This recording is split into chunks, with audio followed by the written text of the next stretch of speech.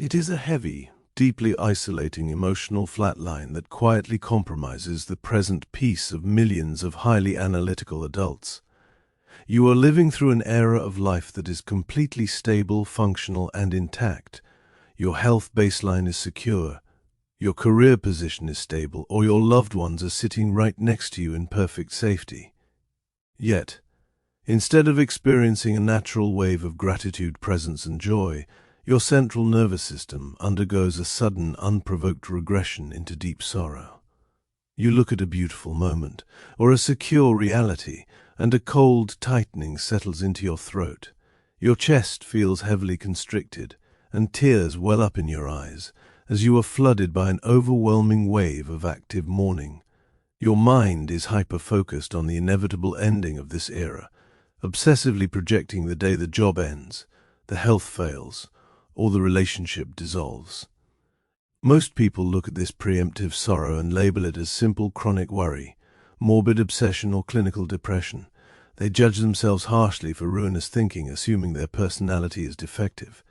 But the reality behind this frustrating paralysis has nothing to do with your mental stability or your capacity for joy.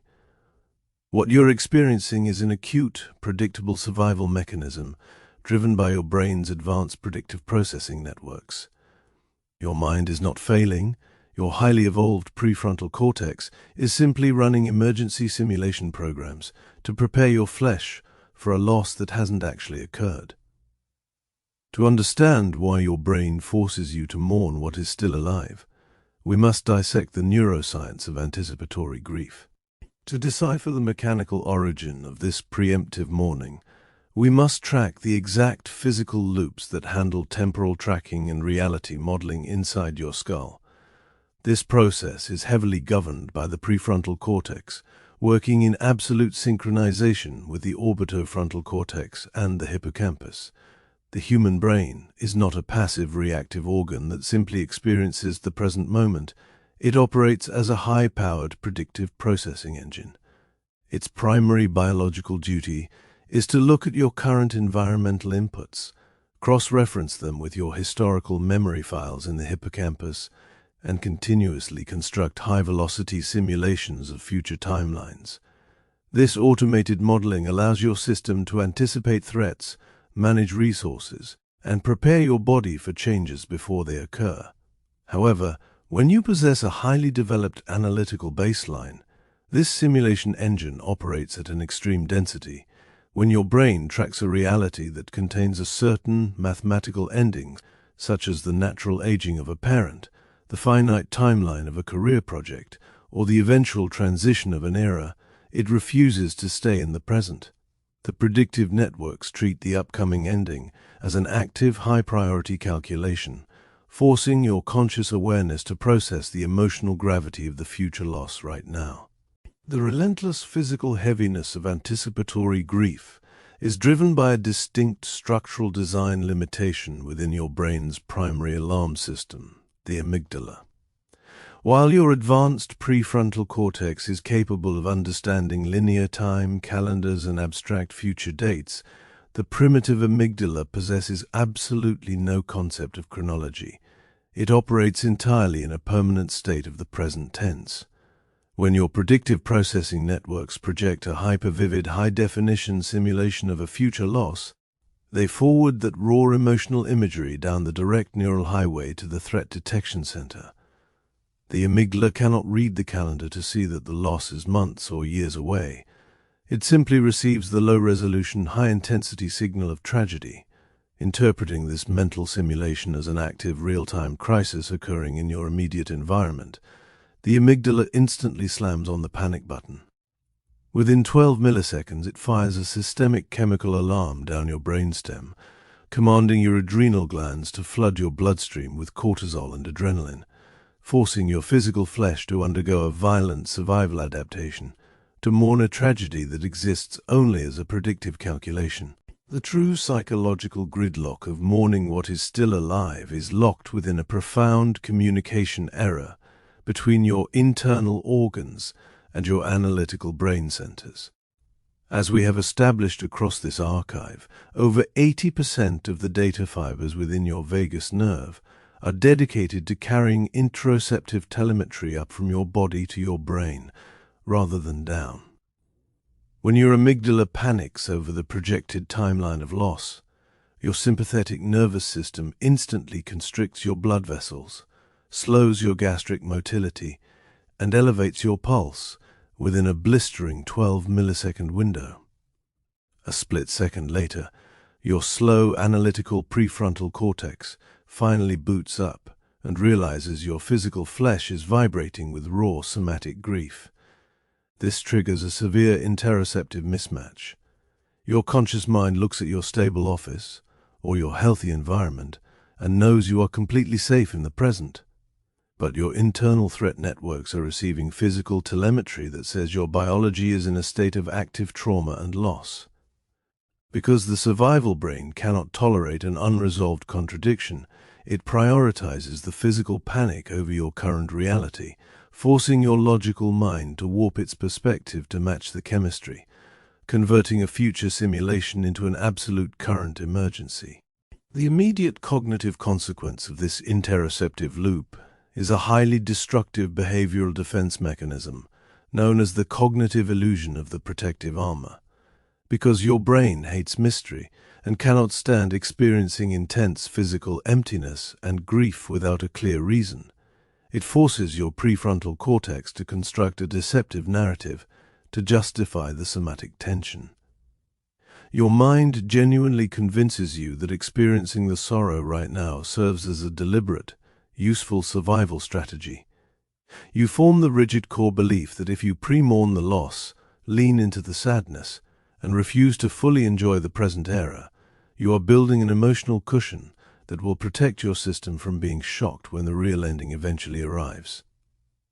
You tell yourself, I am just preparing myself so it doesn't destroy me later. But from a neurological perspective, this belief is a total illusion. The pre-mourning behavior does not cushion the blow, it simply forces your nervous system to experience the trauma of the loss twice. You are trapped in an addiction-like state where your brain uses compulsive regret and hypervigilant sorrow as a temporary emotional defense, completely unaware that it is actively using your fear to steal the vital energy of your actual life. To fully map out this psychological loop, we must evaluate how this predictive panic completely hijacks your brain's selective attention, filters via the reticular activating system, or the RAS. The RAS acts as the primary gatekeeper for your consciousness, deciding which environmental details enter your active awareness and which are discarded as background noise. When your threat networks are hypersensitized to an inevitable ending, your RAS takes its filtering instructions directly from your internal grief. It optimizes your attention to track only the signs of decay, expiration, and vulnerability in your immediate environment. If you look at a loved one, your RAS actively amplifies the sight of a new wrinkle or a slow movement. If you look at your career, it hyper-focuses on the minor signs of structural transition.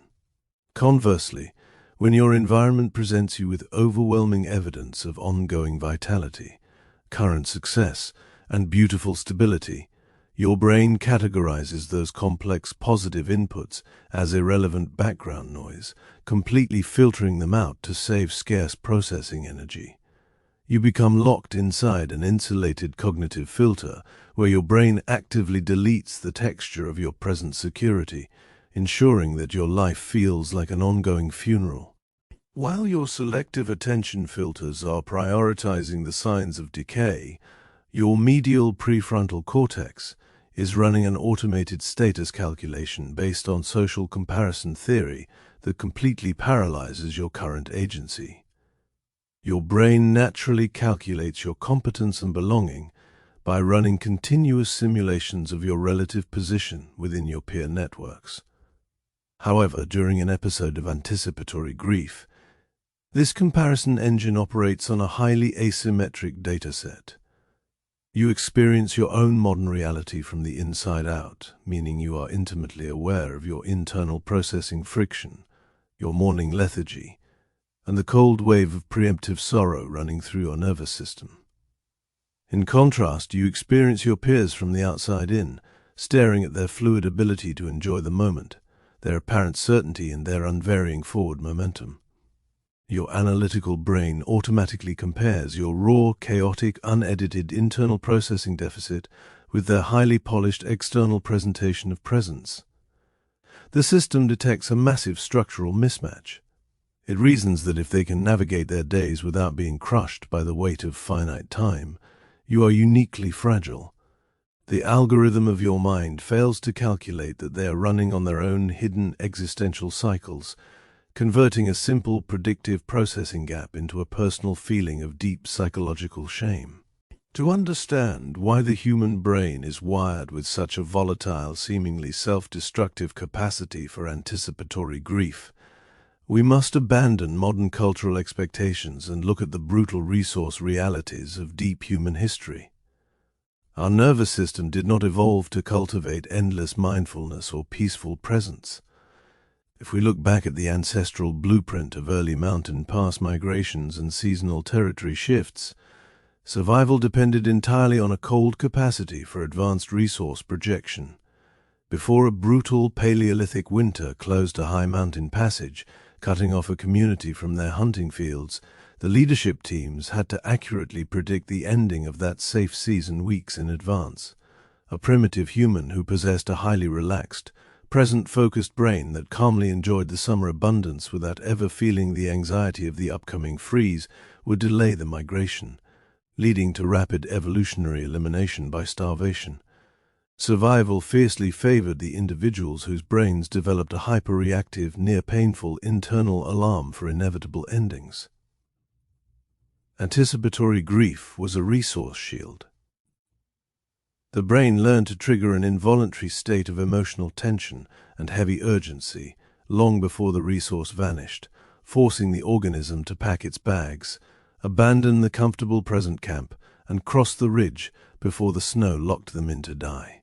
The persistent numbness of anticipatory grief also extracts a severe neurochemical tax within your brain's reward pathways, resulting in a state of chronic dopaminergic desensitization. Dopamine is the molecule of anticipation, striving, and forward momentum. Your brain does not release this vital chemical based on where you are, but based on where you are going. When your prefrontal cortex runs predictive models that conclude an era of life is finite and will eventually end, it places an absolute conceptual barrier at the end of your timeline. Your reward circuit looks past your current efforts, tracks the inevitable expiration date, a massive negative prediction error. It determines that investing emotional energy or excitement into a path that will eventually dissolve provides zero long-term resource value to the system. To protect your body's energy reserves, the brainstem applies immediate chemical dampeners to your synapses, choking off your dopamine synthesis entirely. The current moment doesn't feel flat because it lacks substance. It feels flat because your brain has literally turned down the chemical highlighting pen required to color your presence, leaving your consciousness stranded in an involuntary state of chemical anhedonia while you are actively surrounded by abundance. The long-term danger of continuously allowing this predictive panic to run your life is a severe accumulation of mitochondrial energy taxation across your central nervous system. When your brain forces you to execute your daily real-world tasks, while your background networks are continuously running high-stakes simulations of a future loss, you are forcing your cells to run two massive competing reality programs simultaneously. From a neurological perspective, running this parallel processing network requires an immense continuous expenditure of cellular energy, glucose, and oxygen. Over years of continuous execution, this chronic focus split inflicts severe oxidative stress upon your neurons, leading to cellular clock desynchronization and an increase in pro-inflammatory cytokines inside your cerebrospinal fluid. The energy required to fight this internal neuroimmunological inflammatory surge completely exhausts your nervous system's buffering capacity, dropping your mind into a permanent state of gray fatigue and clinical burnout, proving that the defensive shield of pre-mourning eventually extracts the ultimate long-term tax, the total destruction of your biological vitality. When we systematically look at this complete neurobiology of predictive sorrow, we can run an objective neural diagnostic sweep on our chest and completely strip the grief of its psychological power. The next time you look at a stable era of your life, or a healthy loved one, and feel a sudden, suffocating wave of active mourning and physical sickness settle into your stomach, you must instantly execute a biological telemetry audit of your flesh. The racing heart, the heavy throat, and the internal voice telling you that you are doomed to lose everything and should withdraw right now are not profound emotional truths. They are not an indication that your current happiness is a lie, that your life is a failure, or that your capacity for resilience has permanently died.